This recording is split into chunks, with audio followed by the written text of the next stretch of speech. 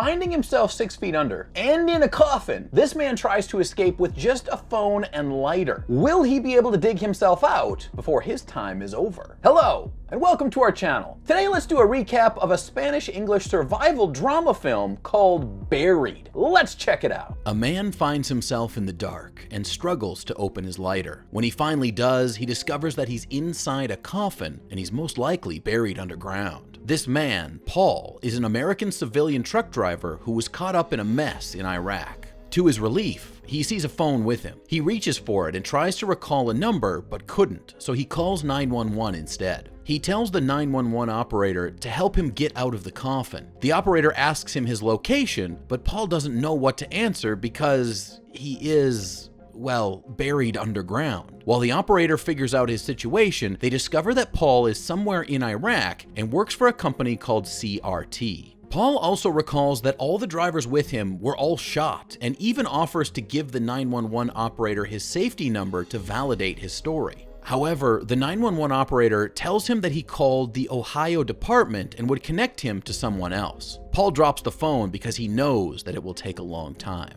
He calls his wife Linda, but when it went directly to voicemail, he leaves a message telling her to call the National Guard to inform them that he was attacked along with the other drivers he worked with and is currently buried in a box. When he couldn't reach his wife, he calls the office of the FBI in Chicago. Agent Harris answers his calls and tells him to explain the situation. Paul tells him that he and a convoy of drivers were in Iraq and delivering some supplies to a community center. However, a bomb went off and an ambush took place. The last thing that he remembers before being inside the coffin was being hit by rocks from some kids and blacking out. However, due to Agent Harris's continuous questions clarifying the situation, Paul starts to get angry and shouts at him. He immediately calms down, but gets upset again when instead of sending help immediately, Agent Harris asks him for a security number. The call gets disconnected just seconds later because of the lack of signal. He immediately searches the area in the coffin for a network signal, and when he does, he calls his company to tell them about his situation. The personnel asks him for his safety number, however, Paul tells them that the hostage takers took it from him when he blacked out.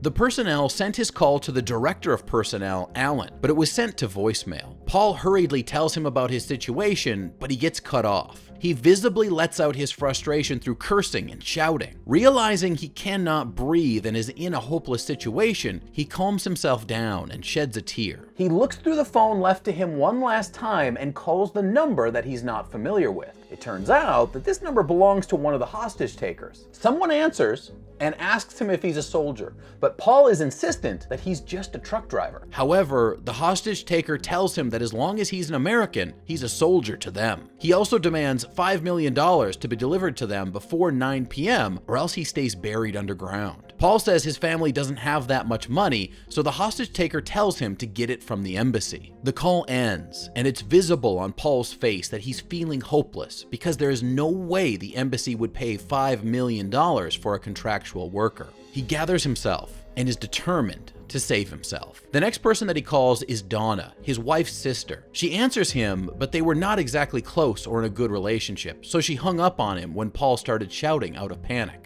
He composes himself and calls Donna again to apologize and explains his situation is a matter of urgency. Donna, realizing how serious it was, gives him the State Department's number. Paul immediately calls it to inform them about his situation. However, he finds it strange that the person on the other line knows his name when he hasn't even given it yet. Turns out, someone from his company already called them about his situation. Paul grows more frustrated when the person on the other line tells him that they cannot pay the $5 million ransom money since they cannot negotiate with terrorists. Instead, she connects Paul to Dan, the commander of a hostage working group over in Iraq, and strictly reminded him to not call the news as it will complicate things and threaten his chances of being rescued. Dan answers his call to assess the situation. He learns that Paul only has until 9 p.m. and his phone has less than half of its battery left. He calmly tells him what to do to make it easier for them to track him. They were interrupted when the hostage takers call Paul. The hostage taker reminds him that he only has 2 hours left. Paul assures them that he's doing everything he can and is currently talking with the government. When the hostage taker hears that there would be no money involved, he tells Paul to make a ransom video, and there's a note inside the coffin for his script. Paul clarifies that no one will pay $5 million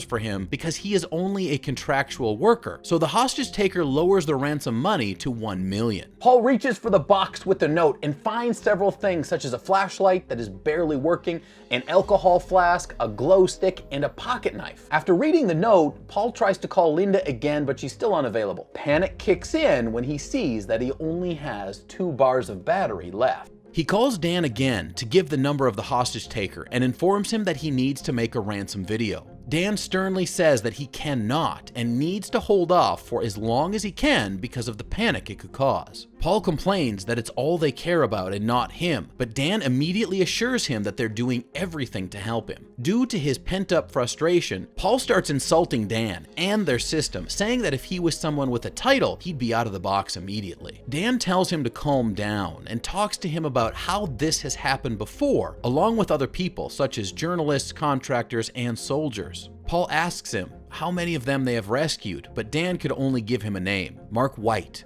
a 26-year-old med student who came to Iraq to help local doctors, but terrorists kidnapped him about 3 weeks ago. Dan continues that he was rescued alive and at home with his family. He adds that since they found Mark, they can find him too. Paul writes Mark's name in front of him as his source of hope that he'll get rescued too. Dan continues to assure Paul and tells him that a unit is on its way to him and tells him to relax so he wouldn't use too much air. He also advises Paul to take his anxiety pills to calm down and save his phone's battery. After Paul drops his call with him, the hostage taker calls him and sternly orders him to take the video now. He tries to reason out that he cannot read the script, but the hostage taker doesn't care, which triggers Paul's anxiety. He drinks his pills and calls his mother's nursing home. Even if his mother couldn't even remember him as her own son, Paul talks to her to convey his messages to him as he feels like that might be his last chance to talk to her. Seconds later, a picture gets sent to his phone.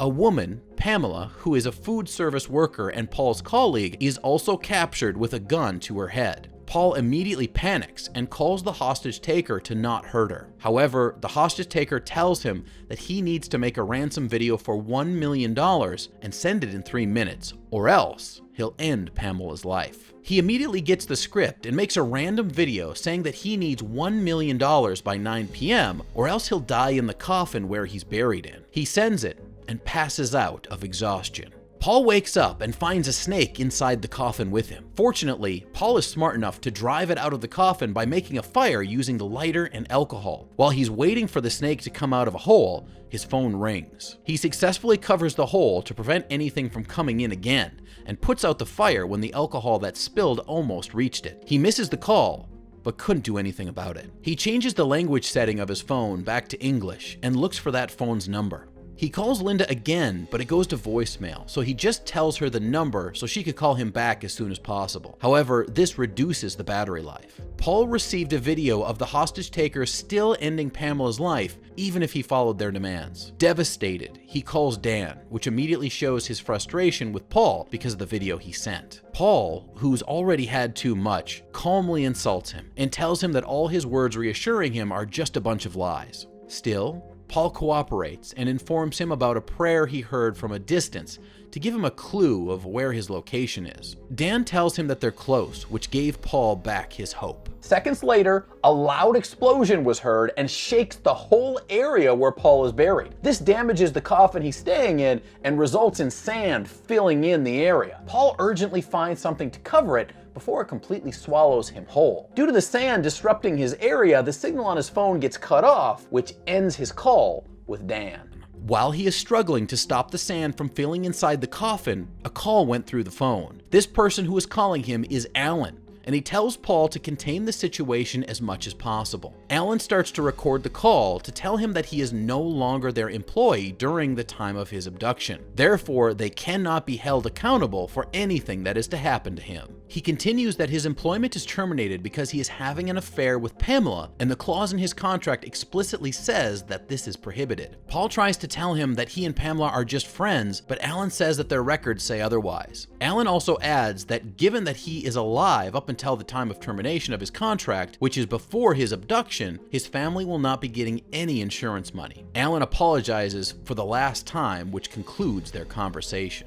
Paul feels defeated, because not only that he might die inside the coffin, but his family will also receive nothing from his job. Paul looks at the number he's written in front of him. Once again, the sand threatens to fill the coffin where he's contained. He calls Dan again and was informed that his hostage takers are dead, so they cannot tell them where they buried him. Feeling hopeless, Paul just records a last will and his last messages to the people in his life with the phone. To his surprise, the hostage taker calls him again, demanding the money. However, the hostage takers order Paul to record himself showing some blood so that the embassy will give him ransom money. He also threatens Paul by reciting his full address in Michigan, his hometown where his family lives. Paul calls Linda to warn her, but she doesn't answer. Paul also tries to call Dan, but he doesn't answer either. Because of his fear for his family's safety, he complies, cuts his finger, and sends the video. Shortly after sending the video, he starts hearing people doing his rescue operation. He smiles when he hears them saying to open the coffin, and as soon as the coffin opens, it's revealed that this is all inside Paul's head. He hallucinated everything. The sounds, the voices, the rescue. He gains hope again when Dan calls him to tell him that they're close because they have a solid lead of a location where an American man is buried alive. When he sees that Linda is calling him back, Paul drops the call with Dan to talk to her. Even if the sand is slowly suffocating him, Paul assures his wife that he's okay and promises her that he will be coming home to them. Dan calls again to tell them that they are close, and he hears the rescue operation on the other line. Paul pleads with them to hurry as the sand is dangerously filling the coffin with him in it. However, he hears Dan being so shocked at what they just found. They found Mark White, the student that Dan claimed was at home with his parents. This instantly ruined all the hope that's left for Paul as the sand slowly fills the coffin he's in. Dan apologizes, but he's too late. Everyone is too late. We recommend this movie for its gut-wrenching portrayal of reality, and it'll keep you on the edge of your seats. Seeing how Paul gets let down several times after having several false hopes reminds us of the reality that even hope can be a double-edged sword. Even if it makes us believe that things will get better, it also prolongs our suffering. Please subscribe to our channel and be notified when we upload. And don't forget to suggest movies that you want us to recap in the future in the comments down below.